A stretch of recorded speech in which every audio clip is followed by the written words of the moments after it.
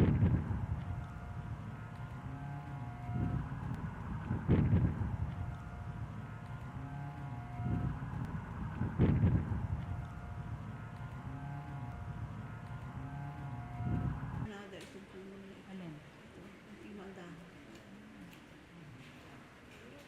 Ito mo yung orchid mo yun. Yung tinipigil lagi ko yun.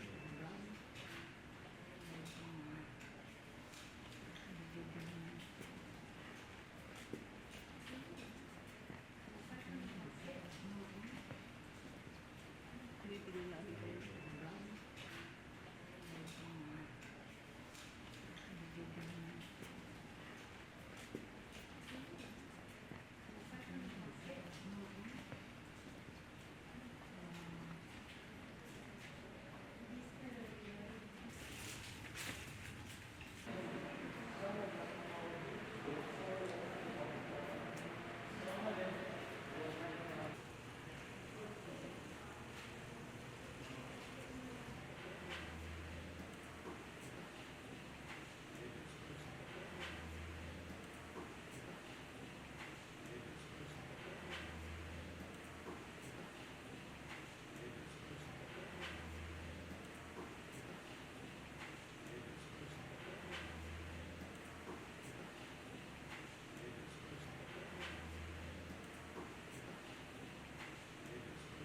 Dahil sa puno mo yun. Alin? Ito, imanda.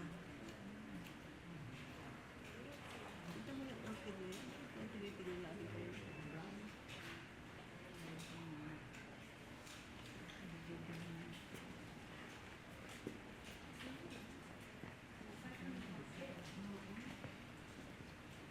Dahil sa puno mo yun. Alin? Ito, imanda. Ito mo yung orchid mo yun. Yung tinipigil lagi ko yun.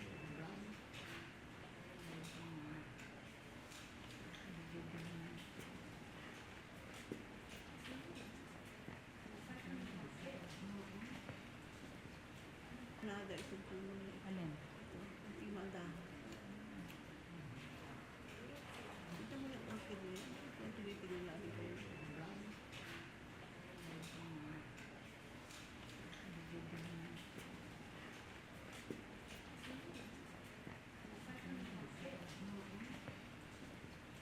Dahil sa puno mo yun. Alin? Ito, imanda. Ito mo yung orchid mo yun. Yung tinipigil lagi ko yun.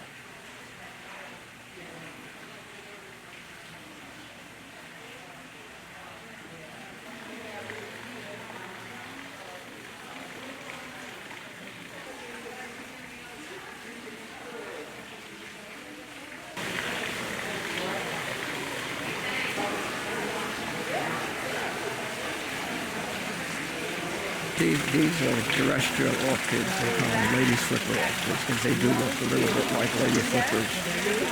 They've been breeding these things for quite a few years to get a whole range of colors and all. They're doing a lot of it in Australia. I don't know where these come from, but they're beautiful. There's a yellow one in the corner in the back here. The petal.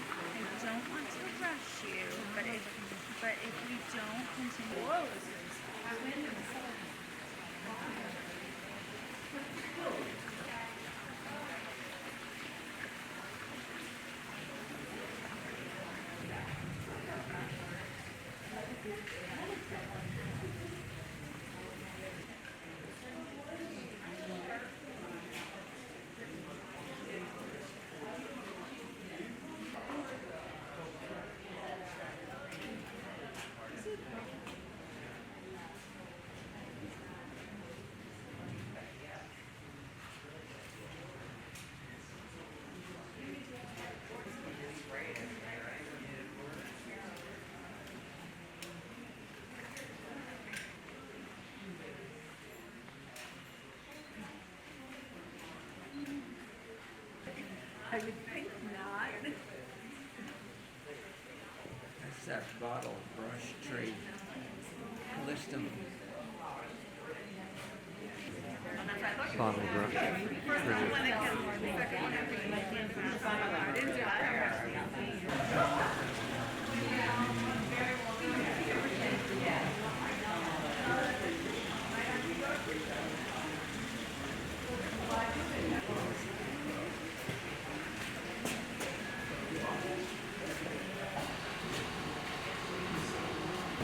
That's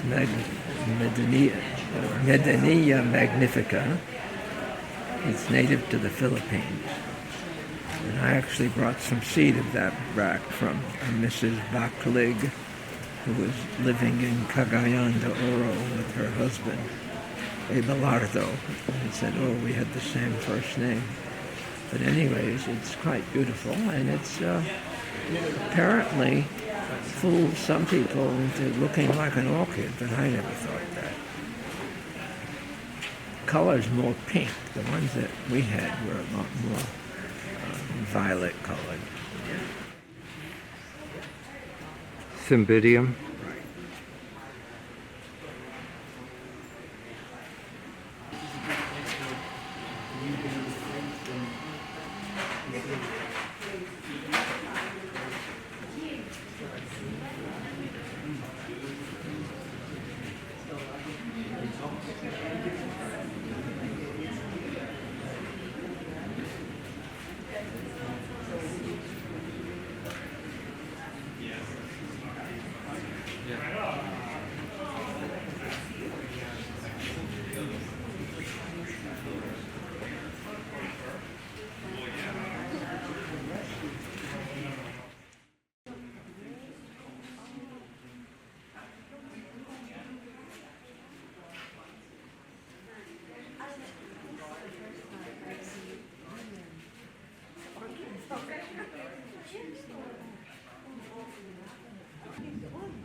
Kasi ito nakapilat sa araw. Kaya naging lighter.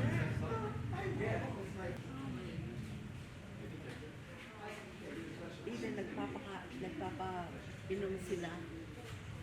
Sa trono. Ano, ito lang ito. Kasi mahal sa maan.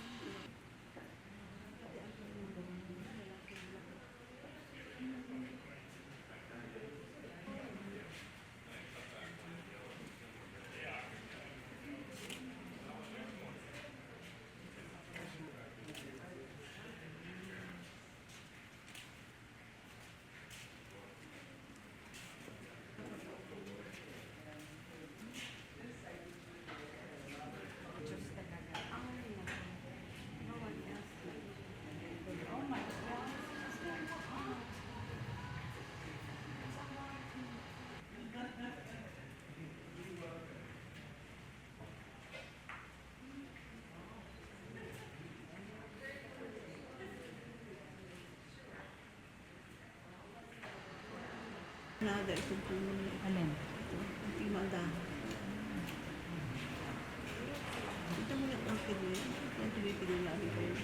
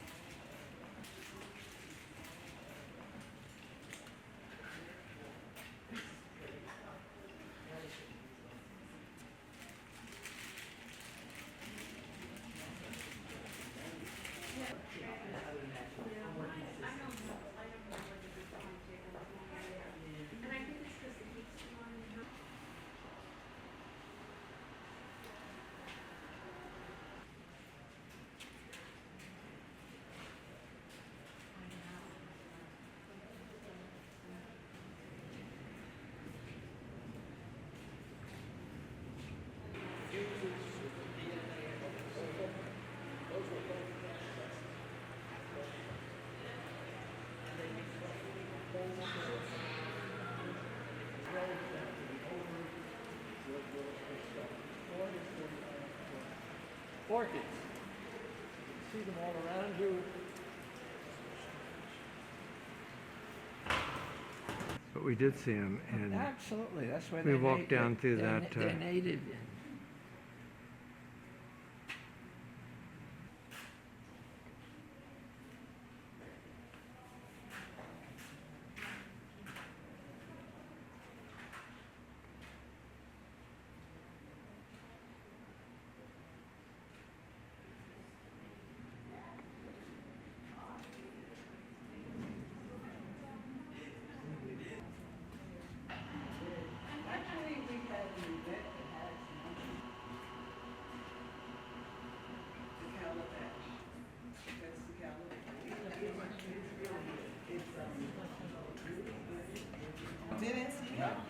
It's at the door. Like when Okay, you then first that's the come one in, we you said look that has up. like a little It has creature spikes in it. on it. No, that's the calabash. Okay. But right by the door on this side, when you look up, It's about this. really, and we can now we can try the juice. And there's this one room.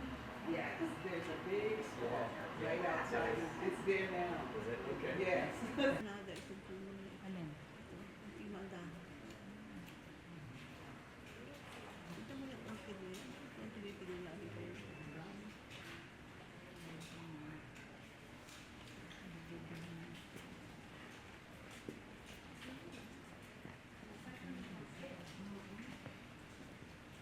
Another ito po alin?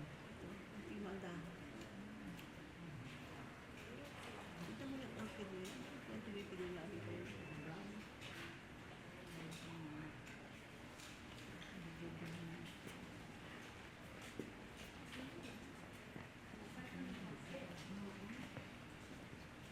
Another ito po alin? Ito yung maganda.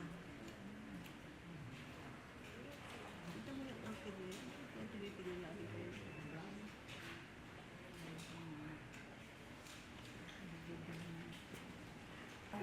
The rule is compost. That's the rule.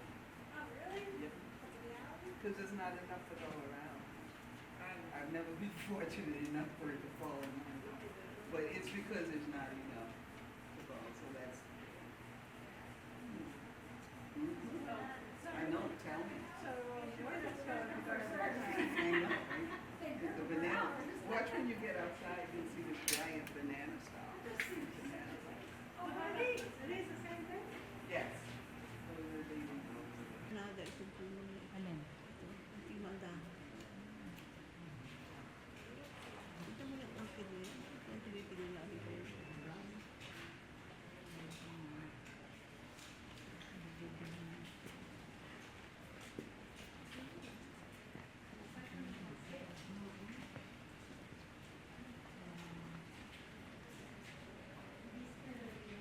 Another ito po alin? Ito yung maganda.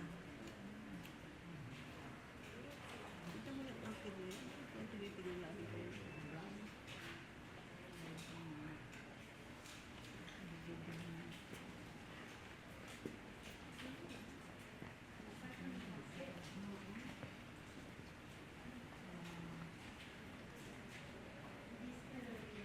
Another ito po alin?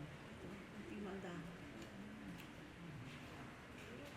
Ito mo yung orchid mo yan. Ito yung tinipigil lagi ko yun.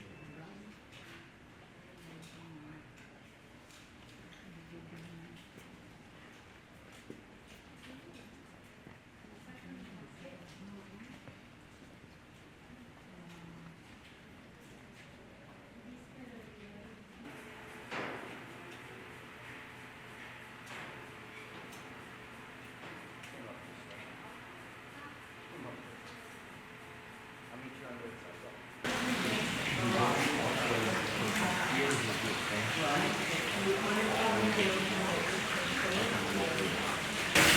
This is the so-called jade vine. The scientific name is London magnifica. It's in the Fabaceae or the bean. You can tell that from the floral. It's related to wisteria. And this particular thing is native to the forest of the Philippines. The unique shade of turquoise, I don't know, is it a turquoise? I guess it looks kind of turquoise. Pollinated by bats. She's on that sweet nectar.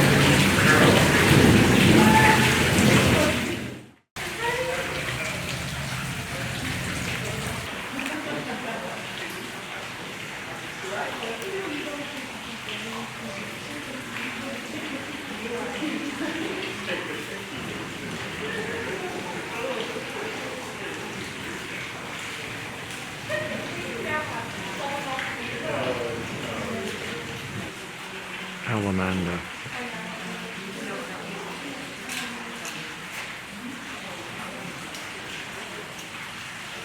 No, it is Allamanda cathartica.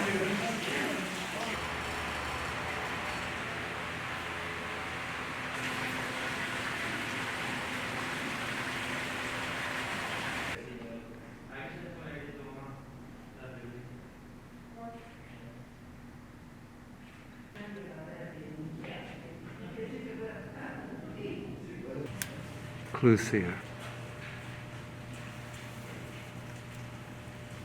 The rule is compost.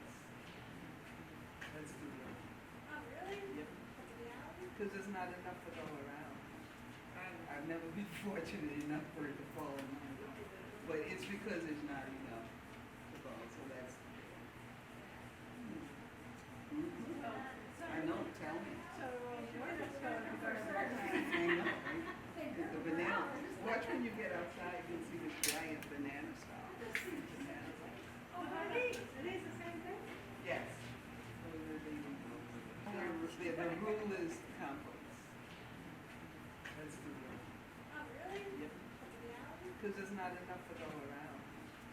I've never been fortunate enough for it to fall in my lap. But it's because there's not enough to fall, so that's the deal. I know, tell me. So, where does go to first? I know, right? The banana. Watch when you get outside, you'll see this giant banana stalk. Bananas. Oh, honey, it is the same thing? Yes. The rule is compost. That's the rule. Oh, really? Yep. That's a reality? Because there's not enough to go around. I've never been fortunate enough for it to fall in my lap. But it's because there's not enough to fall, so that's the deal. I know, tell me. So, where does go to first? I know, right? The banana. Watch when you get outside, you'll see this giant banana stalk. Bananas. Oh, honey, it is the same thing? Yes. The rule is compost. That's the rule. Oh, really? Yep. That's a reality? Because there's not enough to go around. I've never been fortunate enough for it to fall in my lap. But it's because there's not enough to fall, so that's the deal.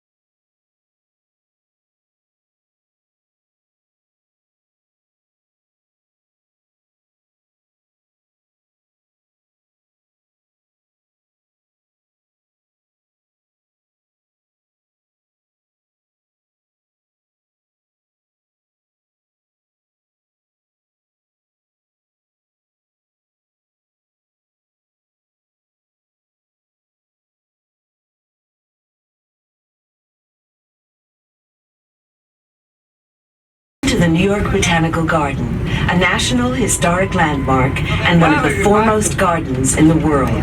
This remarkable place has been an oasis of beauty and learning for generations of visitors. The Botanical Garden, which encompasses 250 acres, includes more than 1 million living plants. In a few moments on Side B, you'll see the colorful entrance to the Everett Children's Adventure Garden. Take your kids to this exciting indoor-outdoor museum where they can discover, explore, and experience nature. On Side A, the new Native Plant Garden, a project of the Leon Levy Foundation, is a sustainable garden designed to flourish in every season and includes shaded woodlands, open meadows, and lush wetlands bursting with native trees, shrubs, ferns, grasses, and wildflowers. The plants in this garden were selected with the goal of providing food and habitat to birds, butterflies, and other wildlife. The path on Side B is the Mitsubishi Wild Wetland Trail. It borders a swamp containing trees, shrubs, and grasses that flourish in cool, wet ground. Frogs, turtles, and songbirds thrive there among willows, alders, and bald cypress. You might have noticed the dramatic rock outcroppings on either side of the tram. These natural formations are 500 million years old and are present throughout the garden. As we approach the stop, on Side B, you'll see the 11-acre azalea garden with nearly 1 mile of meandering woodland paths.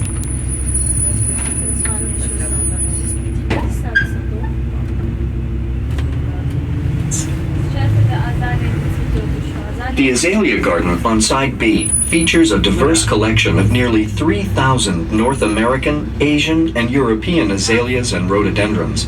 While the crescendo of pink, white, and lavender flowers is at its peak in May, broad sweeps of beautiful woodland wildflowers provide color for much of the year.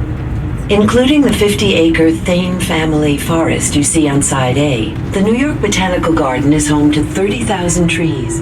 Supported by a special fund for trees, garden horticulturists keep these trees healthy in the face of stresses ranging from air pollution to severe storms like Sandy, which destroyed nearly 300 trees across the landscape in October 2012. You can see evidence of Sandy's destruction here on Side A, where uprooted trees have been allowed to remain where they fell.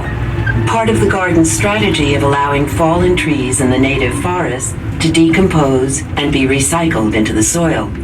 The garden is a museum of plants and a world-renowned center for plant research, conservation, and education. It's where plants and people come together, from adults searching for inspiration for their own gardens, to kids discovering how seeds, sun, water, and a little nurturing can create something truly wonderful.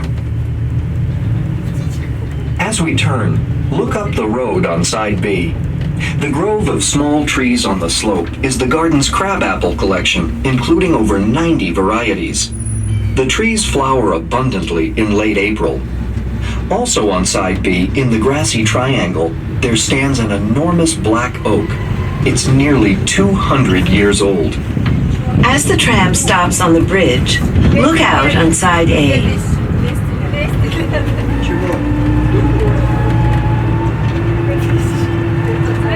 On the riverbank, you can see the Lillian and Amy Goldman Stone Mill.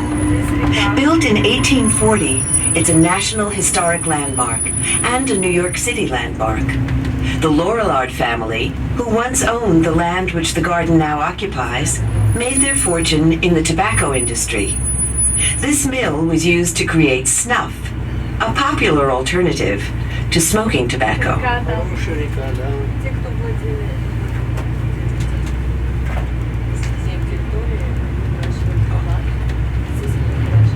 Settlers, the Bronx River provided food and water for the Lenape people. The river was also a vital economic resource for colonial Americans.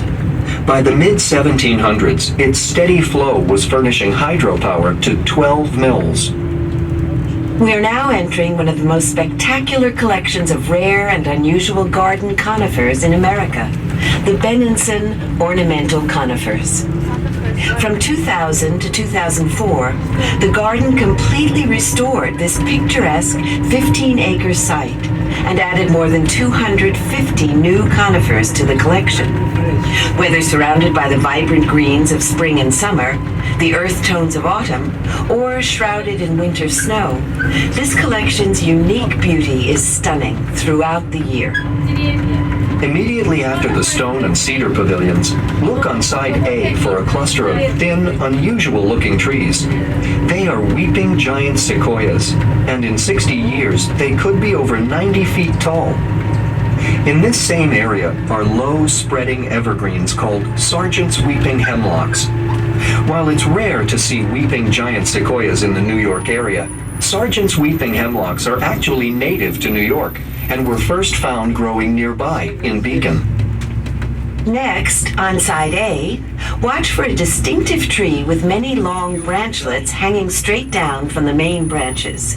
That's a snake branch spruce. Directly opposite on side B is a varied group of shade-loving dwarf conifers. These, along with a group of sun-loving conifers just ahead, contain an astonishing variety of small trees that take decades to grow only a few feet tall. They range from yew and hemlocks to pines, spruces, and firs. All are great plants for home gardens. As we come around the bend, look to side A. There, standing on its own near the road, is a distinctive pyramid-shaped tree.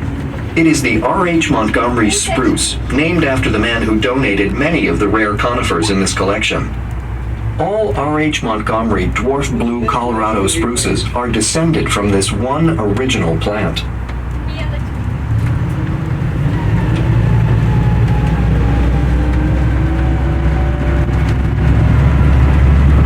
In a few moments, on side B, you'll see a beautiful state-of-the-art glasshouse complex.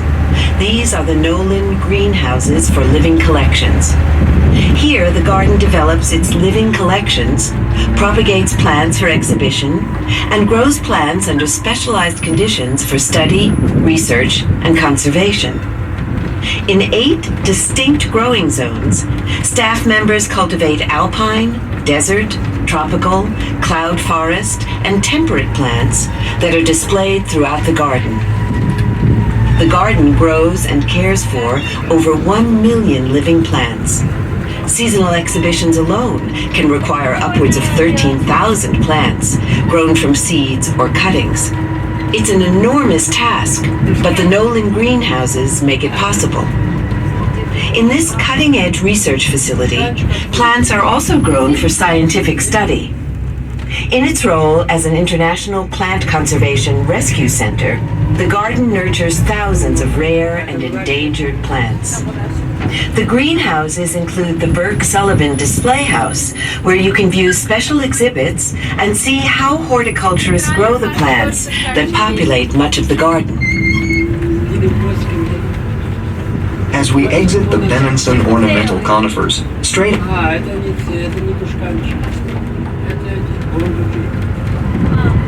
ahead is the Adamar Rose and Peter R. McQuillan Horticultural Operations Center. This facility has received silver-level leadership in energy and environmental design certification.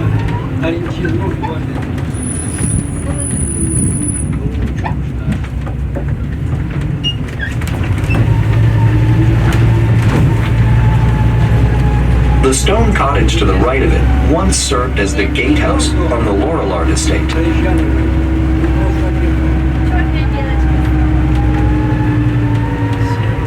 Beyond the rock outcroppings on side B is a wonderful planting of herbaceous and tree peonies that flower beautifully in May. That's the Hope Peony Collection.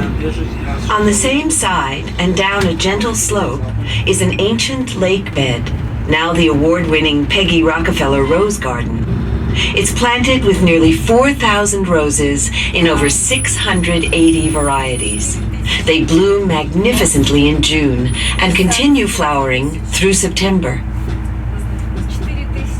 The formal rose garden was designed in 1916 by Beatrix Ferrand, who achieved fame as a landscape architect in an era when the profession was almost exclusively male.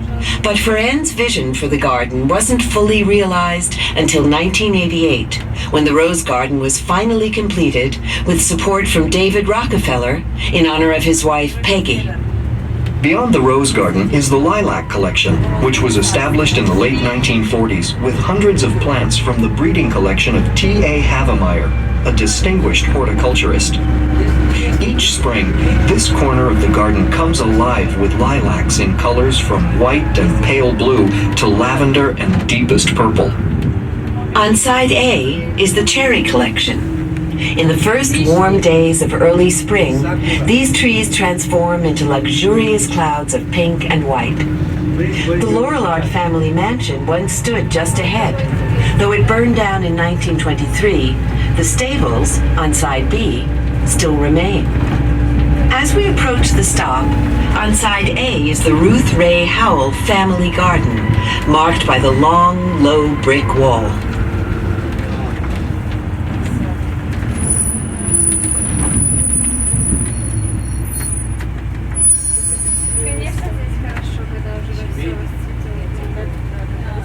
The Ruth Ray Howell Family Garden is a popular destination during the warmer months when school children, families, and volunteers come to dig the soil, plant and nurture flowers, herbs, and vegetables, and harvest them too.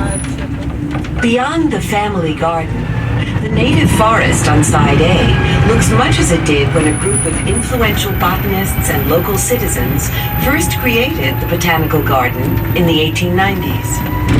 At that time, all of New York looked very different from the city today. The Bronx was still mostly countryside. Manhattan, in the late 19th century, was home to individuals of astounding wealth who were also deeply civic-minded, funding public libraries, museums, parks, and universities. Their goal here was to create an oasis of beauty and learning, where knowledge, culture, and tranquility would benefit all who visit.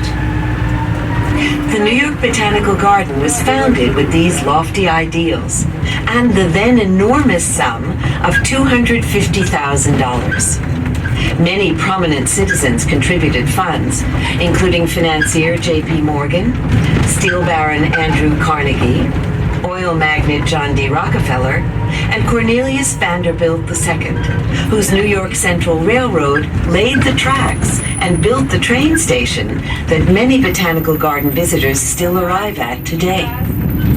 During the next few minutes, we'll pass through several of the garden's renowned tree collections. This is the beginning of the oak collection. The largest red oak in the forest is over 250 years old, much older than the garden itself. Some oak species can even live to be 1,000 years old. Such big trees can soak up hundreds of gallons of water a day. On side B, look for a tree surrounded on 3 sides by a low stone wall. It's a majestic turkey oak. On either side of the road, you'll see magnolia trees. In early spring, they explode with pink and white flowers. In a few moments, we'll once again be crossing the Bronx River. Originating in Westchester County, it is the city's only freshwater river. Once, it was lined with factories, tanneries, and mills. Most are gone now, and the water quality has improved, attracting many birds and other wildlife. In addition to the river, the 50-acre forest we've been passing on side A is important both historically and ecologically. It's the largest surviving stand of uncut, first-growth timber in the metropolitan area. Today, the forest remains in its natural state, although it has been subjected to many unnatural disturbances such as air pollution and invasive species. Trees that fall in the forest, like those on side A uprooted by Sandy, open up gaps in the overhead canopy, allowing new trees to sprout and grow. As they decompose, the fallen trees provide essential nutrients to the new generation of saplings that will ultimately create a new canopy. Ahead on side B, you'll see an arched stone bridge. That area is called Twin Lakes for the lakes on either side of that bridge. A century ago, it was a lively spot for ice skating in winter. While there's no more skating, the lakes are still popular with water birds and seasonally migrating flocks. On our free Saturday morning birdwatching tours, garden visitors have spotted more than 200 species. Again on Side B is a group of modern buildings, which includes the Pfizer Lab, home of the Louis B. and Dorothy Cullman program for molecular systematics, and the largest and finest research laboratory in any botanical garden in the nation. Here, experts study the genealogy of plants and fungi. Much of the garden's primary plant research takes place in the nearby William and Linda Steer Herbarium, which houses more than 7 million dried specimens, some dating to the 1700s. The garden's research and conservation programs are among the most comprehensive and far-reaching in the world. Areas of research include plant molecular biology, natural resource management, and habitat preservation. Our programs stimulate discussion and disseminate information in order to help develop effective responses to environmental challenges. In fact, this tram runs on clean, natural gas, reducing emissions and air pollution. We thank Con Ed for their sponsorship of this effort to protect the environment and human health. The inspiration for the New York Botanical Garden was the magnificent Royal Botanic Gardens at Kew, outside London. The New York Botanical Garden's first director visited Kew with his wife during their honeymoon in 1888. On their return, they successfully lobbied for a New York garden of equal beauty. In 1891, the New York Botanical Garden was incorporated by the state legislature with the intention of being a public botanic garden of the highest class. 4 years later, the founders selected this site, which had already been purchased by the city of New York, and enlisted Calvert Vaux, co-creator of Manhattan's Central Park, as the chief designer. The founders recognized that the property was blessed with a variety of microclimates for growing plants. And they also knew that the city's remaining wilderness was fast disappearing, so they set out to preserve it too. As we turn off the main road, we'll be driving through 2 rows of American tulip trees planted over a century ago. A tree-lined walk like this is called an allée. At the end of the allée, you'll see an impressive building with massive columns and wide steps. Completed in 1901, it houses the Lester T. Mertz Library. With over 1 million documents, the oldest more than 800 years old, the Mertz Library is the largest and most important collection of literature about plants in the world. Scientists travel from across the globe to conduct research here. The library's Rondina and LaFaro Gallery presents several exhibitions each year. Inside the library building, you'll find a display of stunning orchids in the first floor rotunda. In the Britain Science Rotunda and Gallery on the 4th floor, you can explore a fascinating exhibition devoted to 10 current research projects of the garden scientists.